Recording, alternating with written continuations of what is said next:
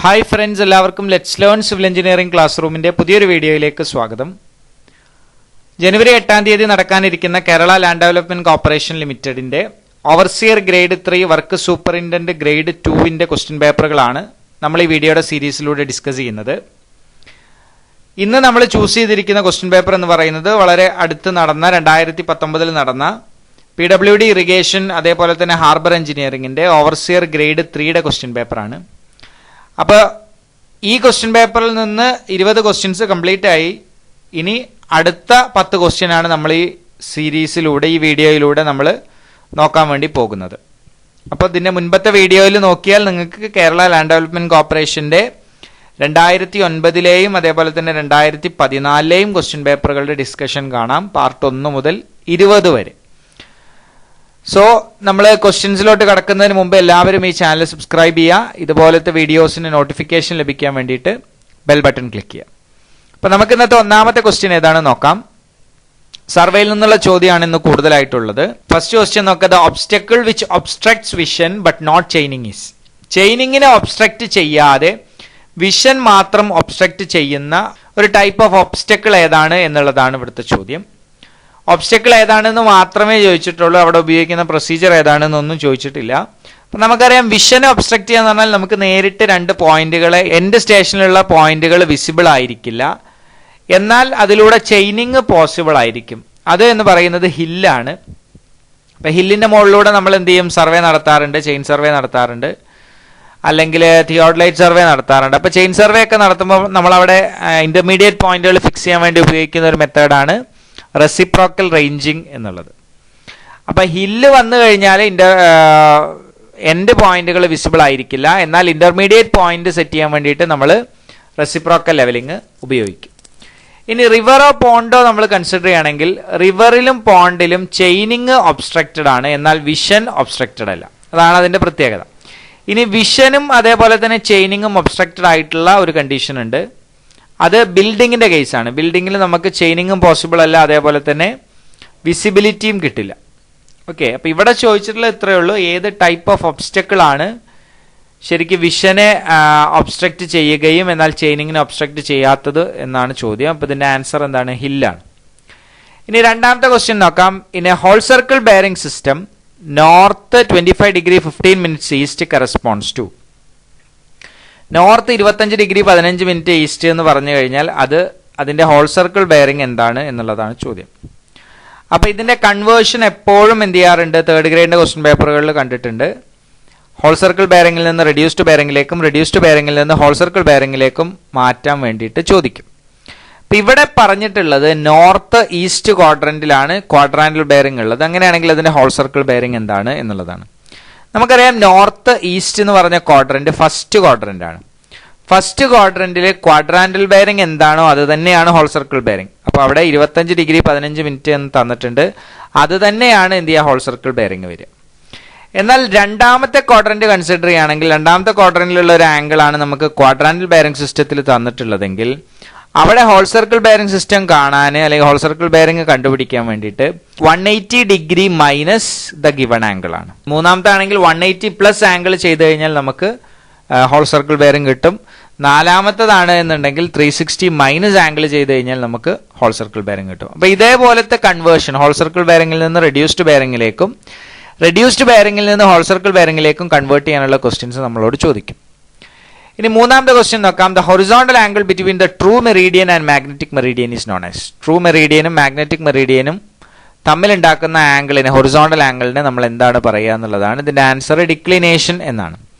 എന്താണ് declination? Declination is the angle between true meridian and magnetic meridian. True മെറീഡിയന്റെയും magnetic മെറീഡിയന്റെയും ഇടയ്ക്കുണ്ടാക്കുന്ന horizontal ആംഗിളിനെയാണ് ഡിക്ലിനേഷൻ എന്ന് പറയാം. എന്നാൽ ഡിപ്പ് എന്ന് പറഞ്ഞു കഴിഞ്ഞാൽ അതൊരു വെർട്ടിക്കൽ ആംഗിൾ ആണ്. The angle formed between the dip of the needle ചെരിഞ്ഞിരിക്കുന്നത് കാരണം ഉണ്ടായിരിക്കുന്ന ഡിപ്പ് ഫ്രം ദി ഹൊറിസോണ്ടലിൽ നിന്ന് ആ നീഡിലേക്ക് ഉണ്ടാക്കുന്ന വെർട്ടിക്കൽ ആംഗിളിനെയാണ് നമ്മൾ ഡിപ്പ് എന്ന് പറയുന്നത്. What is true bearing? True bearing എന്ന് പറഞ്ഞാൽ ഒരു ലൈനിന്റെ ട്രൂ ബെയറിംഗ് എന്ന് പറഞ്ഞു കഴിഞ്ഞാൽ angle is measured from the true meridian. True മെറീഡിയനിൽ നിന്ന് മെഷർ ചെയ്യുന്ന ആംഗിളാണ് true bearing. And what is local attraction? Local attraction എന്ന് പറഞ്ഞു കഴിഞ്ഞാൽ നമ്മളൊരു സർവേ ചെയ്യുമ്പോൾ അല്ലെങ്കിൽ ഒരു കോമ്പസ് സർവേ ചെയ്യുമ്പോൾ അല്ലെങ്കിൽ തിയോഡലൈറ്റ് സർവേ ചെയ്യുമ്പോൾ അവിടെ നമുക്ക് ബെയറിംഗ് എടുക്കേണ്ട ആവശ്യം വരുന്ന സ്ഥലങ്ങളിൽ ആ നീഡില്, ബെയറിങ്ങിന് വേണ്ടി ഉപയോഗിക്കുന്ന നീഡില് അതിൻ്റെ തൊട്ടടുത്തുള്ള ഏതെങ്കിലും മാഗ്നറ്റിക് ആയിട്ടുള്ള മെറ്റീരിയൽസ് കാരണം ഡിഫ്ലക്ഷൻ സംഭവിക്കുക. അതിനെയാണ് നമ്മൾ ലോക്കൽ അട്രാക്ഷൻ എന്ന് പറയുന്നത്. ലോക്കൽ അട്രാക്ഷൻ എലിമിനേറ്റ് ചെയ്യാനുള്ള ചില മെത്തേഡുകളുണ്ട്. അത് എലിമിനേറ്റ് ചെയ്തിട്ട് വേണം നമ്മൾ എന്ത് ചെയ്യാൻ അതിൻ്റെ ആൻസർ കണ്ടുപിടിക്കാൻ, അല്ലെങ്കിൽ ഒരു ട്രാവേഴ്സ് സോൾവ് ചെയ്യാൻ വേണ്ടിയിട്ട്. ഇനി അടുത്ത ക്വസ്റ്റ്യൻ നോക്കാം. The optical square used for setting out of dash angles. Optical square ഏത് ആംഗിൾ സെറ്റ് ചെയ്യാൻ വേണ്ടിയിട്ടാണ് ഉപയോഗിക്കുന്നത് എന്നുള്ളതാണ് ചോദ്യം. ഇതിന്റെ ആൻസർ 90 ഡിഗ്രിയാണ്. ഒപ്റ്റിക്കൽ സ്ക്വയർ കൊണ്ട് നമുക്ക് 90 ഡിഗ്രി ആംഗിൾ മാത്രമേ സെറ്റ് ചെയ്യാൻ പറ്റുള്ളൂ. ഒപ്റ്റിക്കൽ സ്ക്വയറിന്റെ പ്രത്യേകത എന്താണ്? അതൊരു ഹാൻഡ് ഇൻസ്ട്രുമെന്റ് ആണ്. അതിനകത്ത് 2 മിററുകൾ ഉണ്ടാവും. ഒരു ഇൻഡെക്സ് മിററും അതേപോലെ തന്നെ ഒരു ഹൊറൈസൺ മിററും ഉണ്ടാവും, അല്ലേ? ഒരു ഇൻഡെക്സ് മിററും ഒരു ഹൊറൈസൺ മിററും ഉണ്ടാവും. ഇൻഡെക്സ് മിററിന്റെ പ്രത്യേകത എന്താണ്? ഇൻഡെക്സ് മിറർ കംപ്ലീറ്റ്ലി സിൽവേർഡ് ആണ്, വേറാസ് ഹൊറൈസൺ മിറർ പാർഷ്യലി സിൽവേർഡ് ആണ്.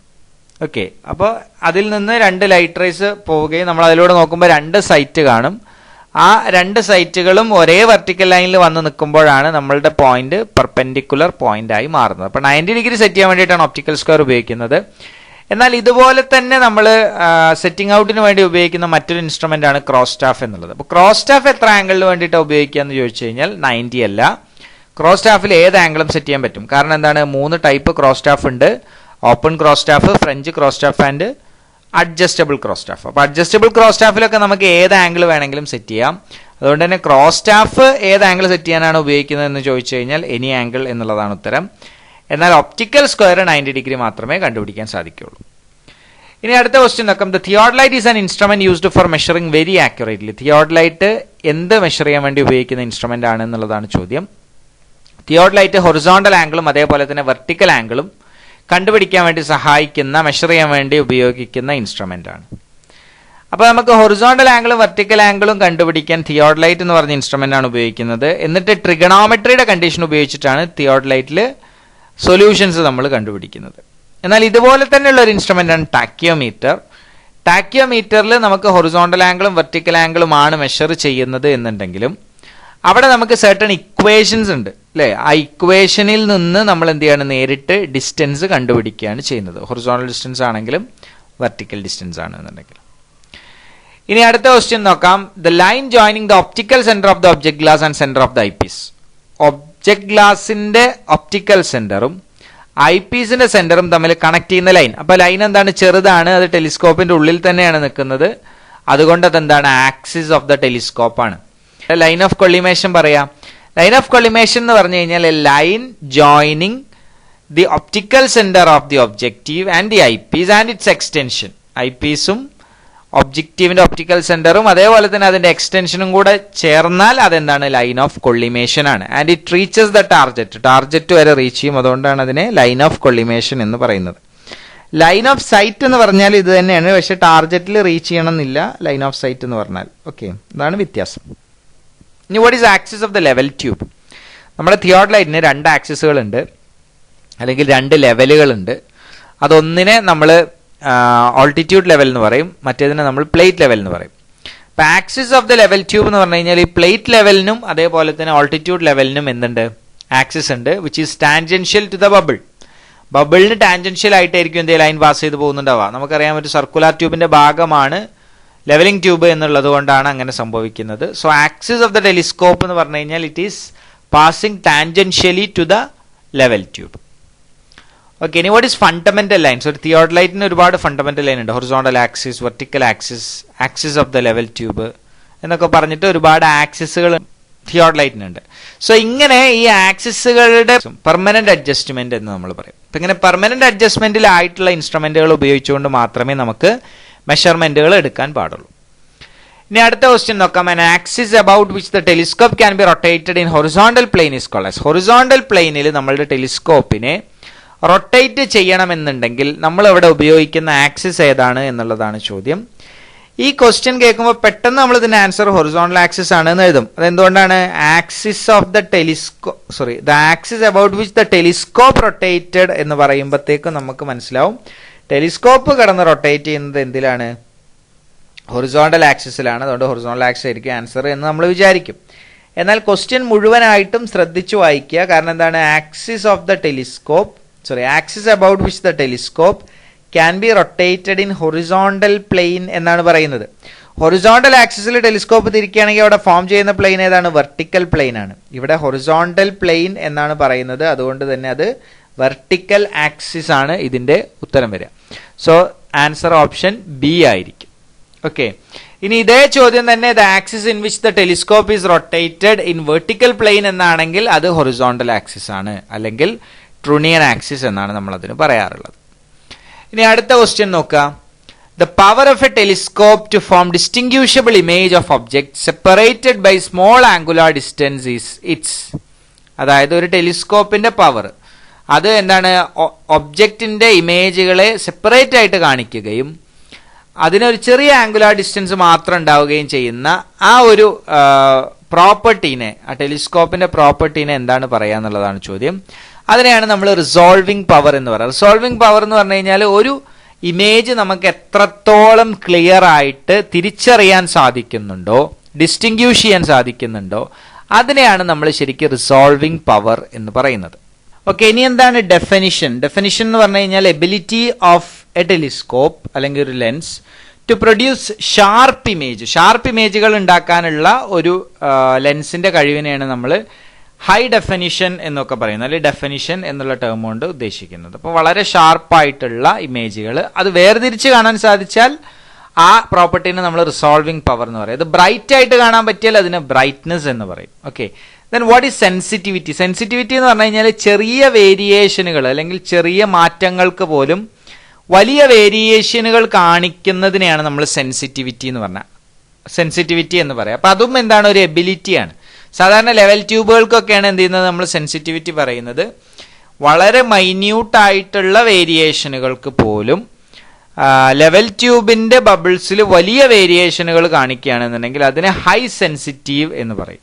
ഓക്കെ, എന്നാൽ ചെറിയ ഡീവിയേഷനുകൾക്ക് അധികം വേരിയേഷൻസ് കാണിക്കുന്നില്ലെങ്കിൽ, ലെവൽ ട്യൂബിൽ അധികം വേരിയേഷൻസ് കാണിക്കുന്നില്ലെങ്കിൽ വിച്ച് മീൻസ് ലോ സെൻസിറ്റിവിറ്റി എന്ന് പറയും. അപ്പൊ സെൻസിറ്റിവിറ്റിനെ ഡിപ്പെൻഡ് ചെയ്യുന്ന ഒരുപാട് ഫാക്ടേഴ്സ് ഉണ്ട്. പ്രഷർ, ടെമ്പറേച്ചർ, ലിക്വിഡിന്റെ വിസ്കോസിറ്റി, അങ്ങനെ ഒരുപാട് കാര്യങ്ങളെ ഡിപ്പെൻഡ് ചെയ്തുകൊണ്ടാണ് സെൻസിറ്റിവിറ്റി ഉണ്ടാകുന്നത്.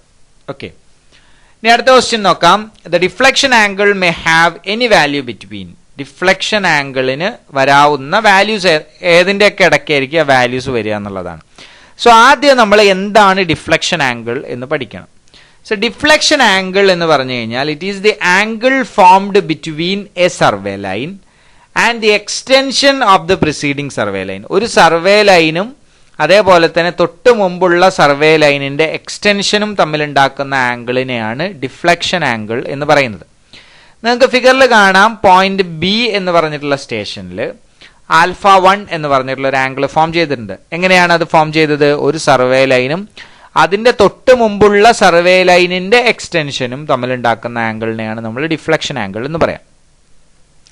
അപ്പൊ നമുക്ക് ഒരു ഇൻക്ലൂഡഡ് ആംഗിൾ തന്നിട്ടുണ്ട് എന്ന് വിചാരിക്കുക. എ ബി സി എന്ന് പറഞ്ഞ ഇൻക്ലൂഡഡ് ആംഗിൾ തന്നിട്ടുണ്ടെങ്കിൽ അതിന്റെ ഡിഫ്ലക്ഷൻ ആംഗിൾ കാണാൻ വേണ്ടി 180 മൈനസ് ആ ഇൻക്ലൂഡഡ് ആംഗിൾ ചെയ്താൽ മതി. സോ ആ ആംഗിൾ മാക്സിമം വേരി ചെയ്യാൻ സാധിക്കുന്നത് 180 ഡിഗ്രി വരെയാണ്. അപ്പൊ 0 to 180 ഡിഗ്രി വരെ ആയിരിക്കും എന്ത് ചെയ്യുക, ഡിഫ്ലക്ഷൻ ആംഗിളിന്റെ വാല്യൂ ഉണ്ടാവുക. 10ാമത്തെ ക്വസ്റ്റ്യൻ നോക്കാം. The projection of a traverse line on a line parallel to the meridian is known as dash of the line. ഒരു ലൈന് അതിന്റെ പ്രൊജക്ഷൻ മെറീഡിയന് പാരലൽ ആയിക്കൊണ്ട് നമ്മൾ എടുക്കുകയാണെന്നുണ്ടെങ്കിൽ അതിനെയാണ് നമ്മൾ ലാറ്റിറ്റ്യൂഡ് എന്ന് പറയുന്നത്. ഓക്കെ, സോ ലാറ്റിറ്റ്യൂഡ് എന്ന് പറഞ്ഞു കഴിഞ്ഞാൽ it is a coordinate length. Latitude എന്ന് പറഞ്ഞാൽ എന്താണ്, ഒരു കോർഡിനേറ്റ് ലെങ്ത് ആണ് which is measured parallel to the meridian. Okay, അതിനാണ് ലാറ്റിറ്റ്യൂഡ് എന്ന് പറയാം. അപ്പോൾ എല്ലാ ഒരു ലെങ്ത്തും ഒരു തീറ്റ ബെയറിംഗിലുമാണ് അത് നിൽക്കുന്നത് എന്നുണ്ടെങ്കിൽ എൽ കോസ് തീറ്റ ആയിരിക്കും എന്ത് ലാറ്റിറ്റ്യൂഡ് ഉണ്ടാവും. ഇനി ഡിപ്പാർച്ചർ എന്താണ്, മെറീഡിയൻ എന്ന് പറഞ്ഞാൽ നോർത്ത് സൗത്തിനെയാണ് നമ്മൾ മെറീഡിയൻ എന്ന് പറയുക. അതുകൊണ്ടാണ് മെറീഡിയന് പാരലൽ ആയിട്ട് വരുന്നതിനെ ലാറ്റിറ്റ്യൂഡ് എന്ന് പറയാനുള്ള കാരണം.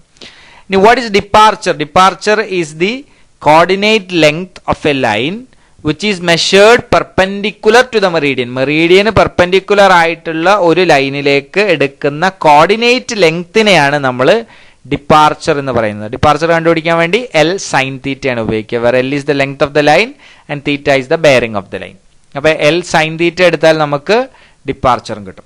ഇനി വാട്ട് ഈസ് ബെയറിംഗ്? ബെയറിംഗ് എന്ന് പറഞ്ഞു കഴിഞ്ഞാൽ ഒരു ഫിക്സഡ് ആയിട്ടുള്ള ഒരു മെറീഡിയനിൽ നിന്ന് എടുക്കുന്ന ആംഗിൾ, അതിനെയാണ് നമ്മൾ ബെയറിംഗ് എന്ന് പറയുന്നത്. ഇനി വാട്ട് ഈസ് ആംഗിൾ? ആംഗിൾ എന്ന് പറഞ്ഞാൽ ഏതെങ്കിലും രണ്ട് ലൈനുകൾക്കിടയിൽ ഉണ്ടാവുന്നതിനെയാണ് നമ്മൾ ആംഗുലാർ ഡിസ്റ്റൻസിനെയാണ് നമ്മൾ ആംഗിൾ എന്ന് പറയുന്നത്.